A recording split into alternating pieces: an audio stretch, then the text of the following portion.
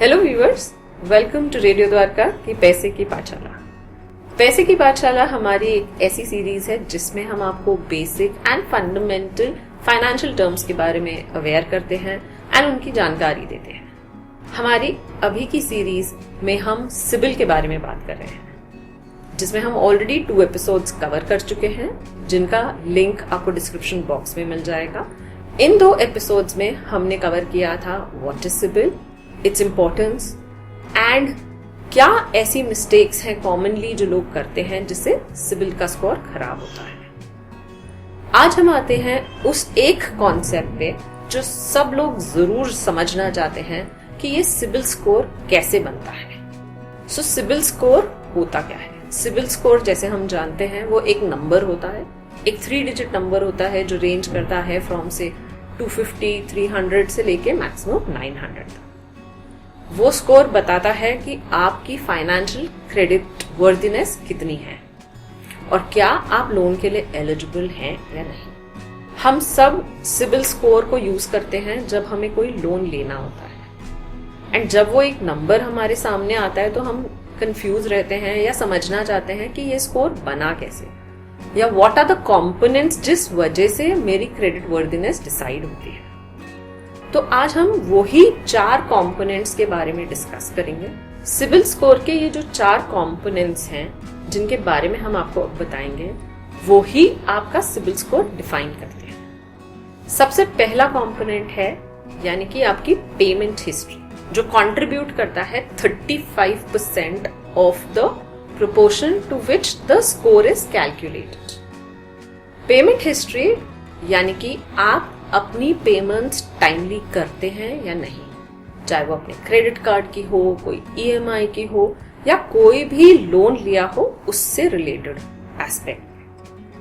अगर आप अपनी पेमेंट लेट करते हैं या डिफॉल्ट करते हैं तो आपका क्रेडिट स्कोर खराब होगा। The second component is credit utilisation, यानी कि कितना क्रेडिट आप यूटिलाइज करते हैं, और ये कॉन्स्टिट्यूट करता है 30% ऑफ द स्कोर कैलकुलेशन। जब हम अब कोई भी लोन लेते हैं या कोई लिमिट सैंक्शन कराते हैं तो हम उसकी कितनी यूसेज करते हैं, उसे कहते हैं क्रेडिट यूटिलाइजेशन।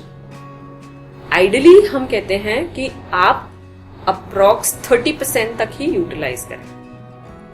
अगर आप उससे ज्यादा कर रहे हैं तो आपका स्कोर इम्पैक्ट होगा। The third component, which contributes 15% to the total score, is your credit history. अगर आपने कोई कार्ड लिया हुआ है या आप कोई लोन अग्रीमेंट में हैं तो कितने पीरियड से आप उसे यूज कर रहे हैं, आप कितने टाइम से एक कस्टमर हैं। इसीलिए नॉर्मली कहा जाता है कि अगर आप क्रेडिट कार्ड यूज कर रहे हैं तो अपने ओल्ड क्रेडिट कार्ड को ही यूज करते चले एंड बार बार नया कार्ड बना के ओल्ड को स्टॉप ना करें या कैंसिल ना करें। The fourth component, which is the last component, वो कंट्रीब्यूट करता है 20% टू द स्कोर।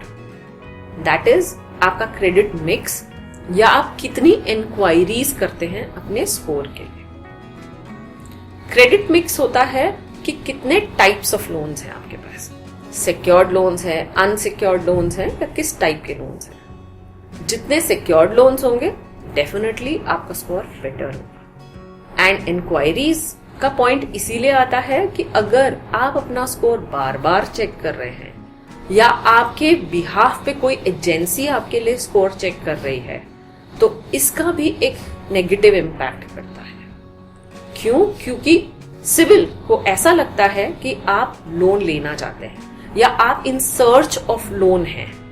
इस वजह से आप मल्टीपल जगह पे अपना इंक्वायरीज कर रहे हैं। इन सब 4 चीजों से आपके क्रेडिट स्कोर को नेगेटिव इम्पैक्ट पड़ता है और आपका क्रेडिट स्कोर गिर जाता है। सो ये 4 की पॉइंट्स हैं जिससे हमारा क्रेडिट स्कोर क्रिएट होता है या बनता है। So I hope you have understood कि कैसे हमारे इस क्रेडिट स्कोर का कॉम्पोजिशन होता है और कैसे हमारी वो वैल्यू या magical credit score number create होता है। आई एम श्योर ये जानकारी आपको अच्छी लगी होगी। आप इसको अपने फ्रेंड्स एंड फैमिली के साथ भी शेयर करेंगे। अगर आपको हमारा प्रोग्राम अच्छा लगा हो तो लाइक करें, सब्सक्राइब करें and stay connected with radio Dwarka.